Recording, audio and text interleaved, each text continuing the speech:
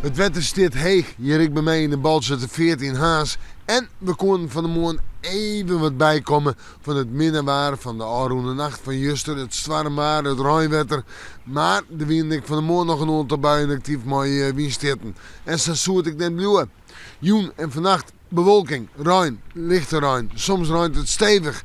En de temperatuur, ik denk zo'n 6 of zo'n graden. Dus warmte voor deze tijd van het jaar. En dan de wind.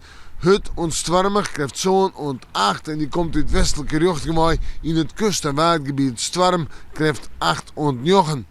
En dan terug naar morgen. Ik heb weer een dag met buien, stwarmbuien. We konden ze op tonger, hagel, we konden ze op zwieren, tegenzwieren windstitten.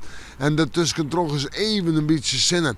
En de temperatuur is aan 9 graden. En dan de wind uit het westen tot noordwesten waai. Ja, die zal nog altijd een stwarmig wezen. Zo'n stwarm krijgt 8 tot 9 voor het kust- en het waardgebied. En misschien wel tijdelijk krijgt 10 zware stwarm in het waardgebied. In de joentijd komt de wind dan uit het noordwesten waai. En komt er een protte wetter op de kust te staan aan. De temperatuur, ik zei het al, zijn 9 graden. En zetten we dan terug naar de nacht, buien nog altijd. En nog altijd eerst stwarm. En dan vanuit naar een vreed waarbij we bijkomen kunnen. Maar een minder sterke wind. Staat er gewoon aannemend. Eerst nog hut in het kust- en waardgebied. En een buike, maar ik zin het.